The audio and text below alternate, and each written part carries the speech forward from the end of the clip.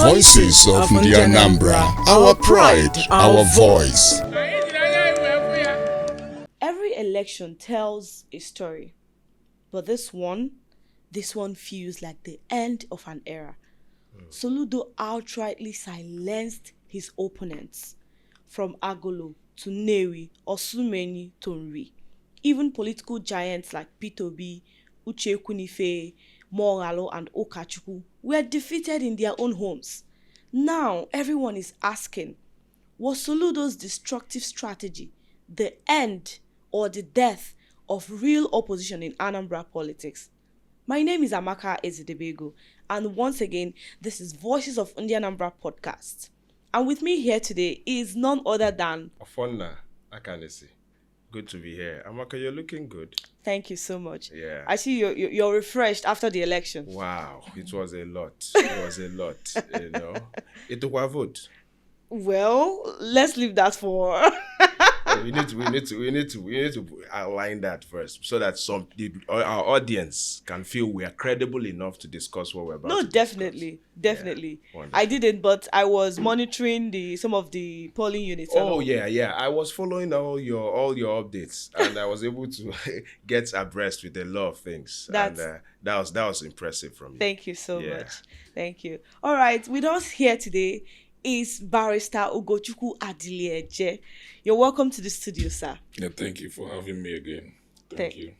Thank you, Afonna. Thank you, Barrister. It's with great pleasure that I'm here once again to be back to discuss the affairs of Anambra State. Yeah. Thank you so much, sir. Today we are going to be unpacking this strategy and the question on ground. In this past election, P2B and Ugochukwu, Ugochukwu, Moralo, a couple of them were defeated in their homes. How was this able to happen? How was this possible? The last time I was here, I told you people that Mr. Governor, Professor Charles Chukwuma Soludo, has no competition. And that the people have spoken, that you were a governor before and that you're a governor now has a lot of indices to check. Okay. The governor has surpassed every other person before him in terms of urban regeneration, okay, human capital development, health-wise in the health sector. So I think the Anambra felt the governor's impact. Last time when the governor was voted in, he came in with I think about 112,000 votes. Yeah. But this time around, we had about 422,000. Yeah. So that goes to tell you that the Anambra felt the impulse of Governor Chukwuma Soludo. Of his government. For the first time. This is the first time in Anambra, in the history of Nigerian politics, not even only Anambra. But when the governor went on campaign, people contributed to his campaign financially. People gave him from at least as 600,000, 200 million, 70 million. So people felt what the governor was doing, and they wanted to encourage him to do more. That's why.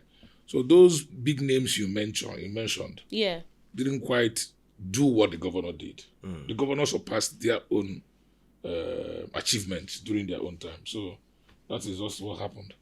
All right. Talking about, when you were speaking now, you talked about the rallies and how people contributed. So I've had some stories of some people from some quarters saying that the communities were forced or compelled to fund the governor's campaign during the rallies. What will you say about that? Well, people try to peddle false and fake stories. Our governor said it. You cannot come in with fake results and all of that. So those narratives are false. They are fake. I'm from an local government. Okay. We contributed and gave the governor our own, I think it was about 70 or 50 million. Wow. At the local government. Wow.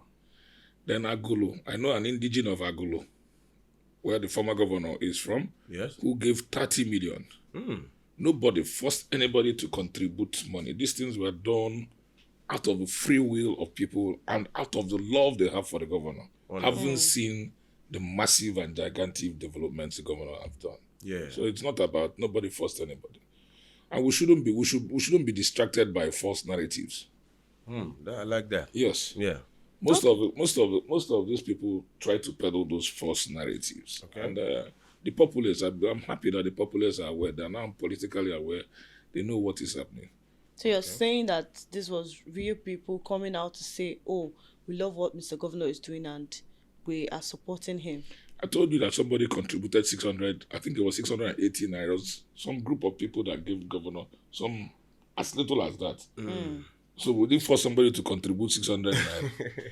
Do you get what I'm saying? That's true. That's true. Well, Arise TV, Channels TV, and some of the TV stations, they accused Mr. Governor and APGA of, trying to induce people to vote, mobilizing party agents and all of that. What do you have to say about it? I was in PDP before I came into APGA. Okay. Like I said. Yeah. There's no election that you go into that you do not spend money to mobilize your agents. I'm a lawyer. Okay. It's permitted within the confines of the INEC Electoral Act. Yeah. So all those things are there. Nobody induced anybody. Vote buying is when you buy votes. Come, vote, I'll give you money. That's vote buy. Which never happened. I've never seen it happen. It didn't happen in my booth. It didn't happen in my local government. What happened was that the APC, I'm going to say it on air, APC were promising and making those fake and false promises to people to vote. And that was even what made them get 1 or 2 votes from the polling units that you see them have that number. Wow. None of the votes were cast by people who willingly wanted to cast for them. Okay. And those votes were the ones who bought votes. APGA has a followership. Yes. People also fell in love with the governor. Okay. We were always on the campaign trail. And you saw how people were coming out, cheering him, running after him, trying to touch him. Yes. Like he's Jesus Christ of our time. It's of our time. So, but just to smear politics. Nobody, I can say categorically from my nurture, and I know it didn't happen. Nobody deployed any money to induce or buy votes. It never happened. Okay. So we saw the governor, the state address from the Mr. President, which I personally read, and there are a lot of things that I saw there that were very interesting to read.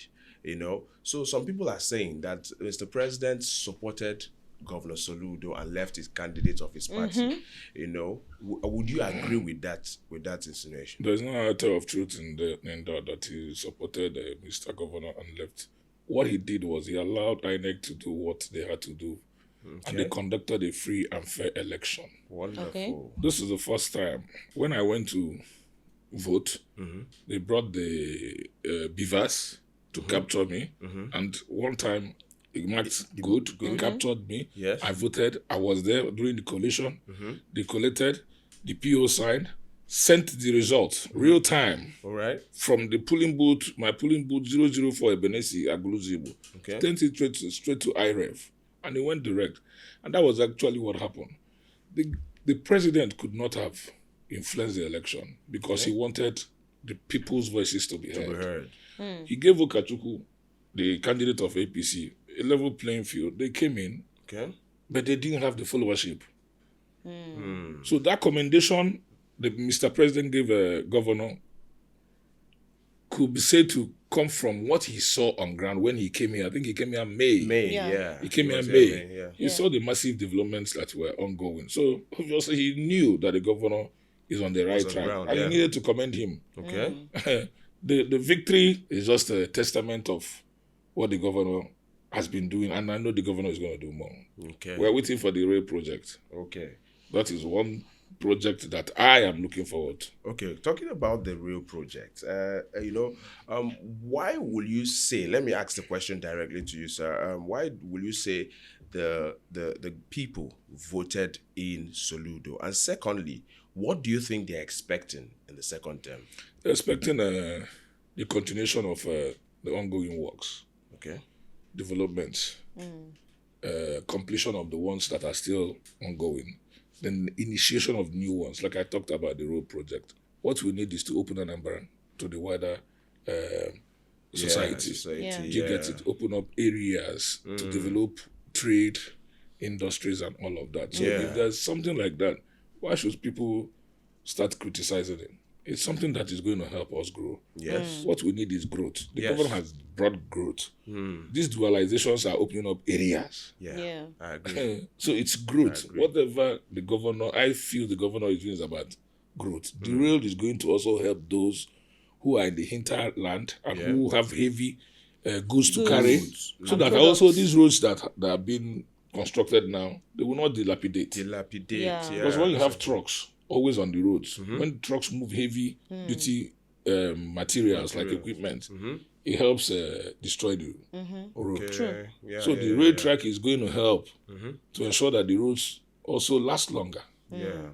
Those are the things. So the governor knows what he's doing. Okay. Well, some critics actually argue that because of the sentiment Anambra has for APGA, that Soludo's winning had nothing to do with his performance, that people just voted for APGA, that anyone with APGA ticket would also have won.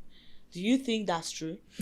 Well, I think I've answered it before. If governor came in 2021 with 112,000 votes, and now he's quadrupled it to 400, so I don't know why somebody will come and say that. It's not about that. The governor has done something. We saw what he's done, and that's why we are keen into APGA.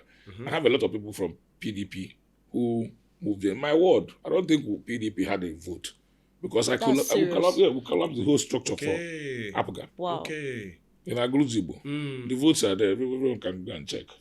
Wow. In the whole of Anocha, PDP had 42 votes. 42.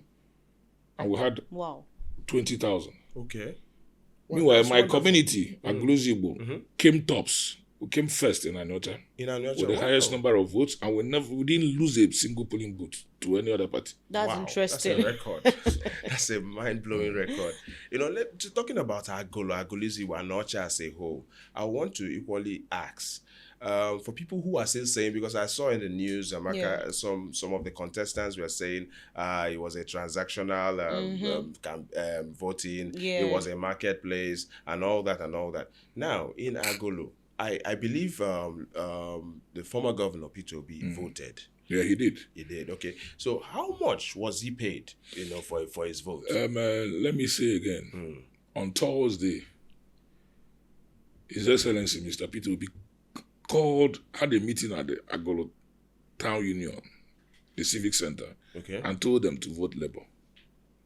Okay. Yes. He called the community, told them to vote Labour. But when the election came, the Agolo indigents who came out of the meeting, said they were voting APGA. Wow. And it's not about inducement. It's about seeing what the governor is doing.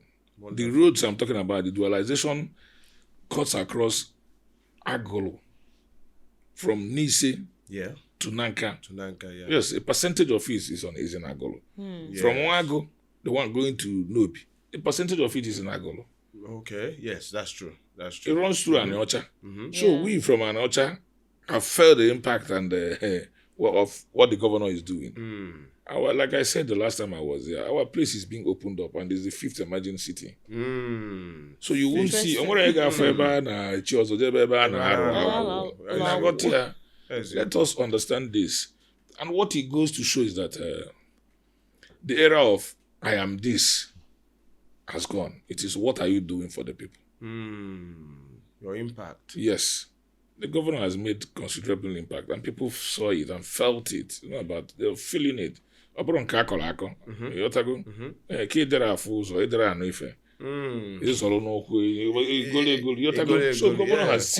has impacted all of us, for everybody. My community too. I'm happy with what happened. Interesting. Yes. When you were talking earlier, you said something about markets, how the governor campaign went to the markets and all of that. And I'd like to know, before Saturday election, what were the market women, what were they actually saying? Yeah.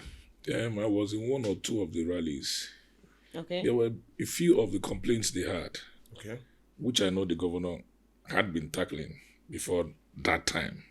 Okay. They were not aware. And some of them who had the opportunity to ask those questions about paying 100 naira, and governor told them that He had abolished all of those Policies. little taxes that they take taxes, from traders. Yeah. Okay. Yeah, those barrow people, people in their legacy, those small, Small. and told them Petty that traders. if anybody does that again, you should contact the mayor. I think numbers were provided at the various local governments on who to call. Okay. If you see somebody trying to do that, because it's now an extortionist act. Yeah. Then maybe the Sasa people, then, when they all high checkmate those things, they will not go after those people who are taking those things. Yeah. Because the governor also is trying to digitalize all taxes. So nobody takes money from you now on Naka. Naka. Yeah. This is yeah. a Anambra. I'm a taxpayer. Okay. You know? Yeah. Any tax now, ASIN number is not a government tax. Is pure extortion. Yes, extortion. Okay, so if some people who I was reading through, when the governor posted about the win, as made a post on his Facebook, I was going through the comments and someone commented and said, Obo Neifanyoba, if he was alive in blessed memory, he would have been a better opposition. In fact, he would have won. Governor might have Soludo won. would have not won the election that Ifeanyiba could have won. Do you think that is true? That narrative is also, figment of the imagination. Okay. Ifeanyiba called me. I know he called me sometime before the campaigns. I stated before. He called me. We were on the phone for about 54 minutes. I was going to Port Harcourt that very day.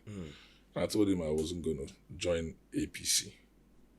Our people in the Anambra do not accept APC. It's not about Ifeanyiba. Ifeanyiba got to the Senate using the ticket of YPP. YPP, yeah.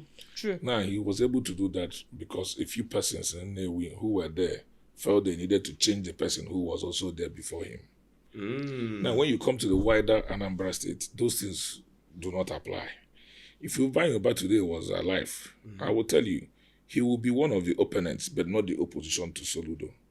One of the opponents. Yes. That's a strong one. Just like Mr. Governor always says. Yes, That he has opponents, but he doesn't see any opposition. Yeah. So, because it cannot be seeing all these massive works, the health centers, free delivery, public school, free school, education, and you come out, what is he going to campaign with? We've said there's no manifesto. Most of all these other candidates, none of them has a manifesto. Nobody presented a manifesto anywhere. Did you see anybody? I didn't see any. I didn't see any. True. Yeah. True.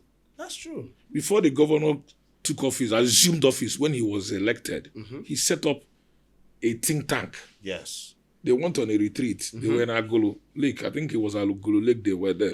They had people from even outside Anambra. I know Professor Greg Ibe, who happens to be my friend and the godfather to my daughter. Okay. He was there. Okay. Chidioka was among those people.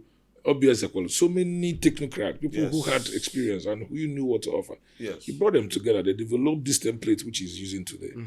So you cannot come from nowhere and you want to come and displace the governor who has something on a blueprint he's working with. Those people, nobody has a blueprint.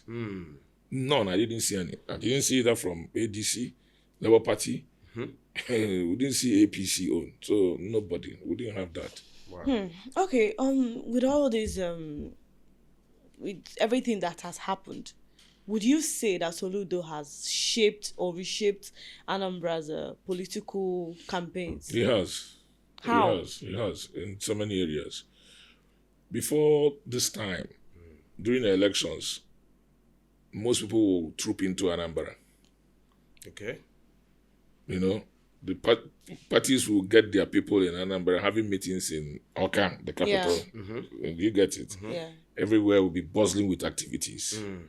At the end of the day, they will be hoping to rig. Yeah. But this time around, Soludo took his election to the polling unit.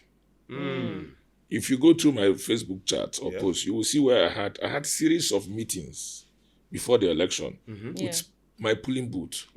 I have 3 polling booths under where I vote, 0, 4, 5, and 6. Okay. Then 0, 1, 2, 3 begged me to join, and 7, 8, 9, 10 also joined. Oh. So I had 10 polling booths that constantly held meetings. Not to come and stay in Oka and be telling them we're going to vote here. We went down, we interacted with the people. We galvanized them, mobilized, canvassed, went to door, went to their homes, knocked. Unlike what used to happen before. If you also observe, when the governor is going on tour, he goes with a fewer number of persons, his immediate entourage. Yes. Do you get it? Yes. I'm a member of the state campaign council. But I went to my polling booth to work. I didn't have to be going around with Mr. Governor. Yes. Unlike the unlike previous before. ones. Yes. Then the polling booth will be leaking. Do you get it? So that was actually what happened. He has changed it. And this is the first time, like I said, where a governor is being given this kind of financial support by the people. True. Unlike before, it's when you go to campaign, the governor will bring money to give people to distribute at the field. This thing didn't happen. It didn't And happen. you'd be seeing Fracas. flyers and And people will be having fracas after because it's money that you use to mobilize them to come to those venues. This time it didn't happen. People came on their own. People came to support of what the governor is doing. It's a total departure from what used to happen before. You're talking about that. I will only say, we saw the level of impact the support groups we are having, because the support groups, we are on the front line, because someone told me, I got a call from a friend who saw one of the rallies, the Njikoka rally, and I happened to be there. That was actually the first rally I attended fully. And it was like, all these people, how much are you giving all these people to be? Because there was a particular video of a guy from Abagana who was singing the national anthem. Abga so passionately. It was so passionate. Yeah, so you could see it on his face. So people were trying to understand. Some people were saying, they paid him. There's somebody, So what will you say about the support groups and how they shaped the political journey of Governor Soludo? It was just a Soludo tsunami. Soludo frenzy caught up with the Anambra. When we had the presidential election in 2023, there was a tsunami that occurred because people felt there was good. They wanted some changes. Yes. It happened. What happened in Anambra is similar to what happened in 2023. People keyed into the Soludo agenda. People came out. The love was massive. You get it? It was. It was massive. Really. It's not about nobody. I would tell nobody paid anybody. Because when we had our own rally in my town, when we had our community tour, we were the ones that organized it. People came. Nobody was paid. People came. We got gala. Got, what do you call it? Water. And malt. Gave them. Because of the time. Because, when you're under the sun, you have to now. People have to provide refreshment for people. There was no payment of any sort to anybody. And they were coming out in groups, massive, and the same thing happened on the election day. So many people who were supposed to go or maybe go to the farm, they left the farm to come and cast their vote for Apaga. I actually saw one old man, he was sitting and the beavers couldn't capture his face, and he was there for a long time. He was actually crying that he wants to cast his vote. He must cast his vote. Amazing. Amazing. That was too really... many people, women on the walking sticks. Yeah. People who had issues. They brought them to the floor so that they could be attended to, rather than leave them on the queue for a long time. So people came out this time around to vote, and that's why we had that landslide, because it's landslide. All right, that was a very wonderful discussion. Yeah, it was interesting. Interesting and enlightening. Now, Ngonia, people have heard it, that Soludo has completely reshaped Anambra's political campaigns. And for now, this is the death of opposition in Anambra State. Once again, this is Voices of Anambra podcast. Don't forget to share, like, comment, and follow us across all social media handles. Correct. And I'm Amaka Isidebego. And I'm Ofonna Samuel Akanisi. Thank you so much. Thank you. Thank you.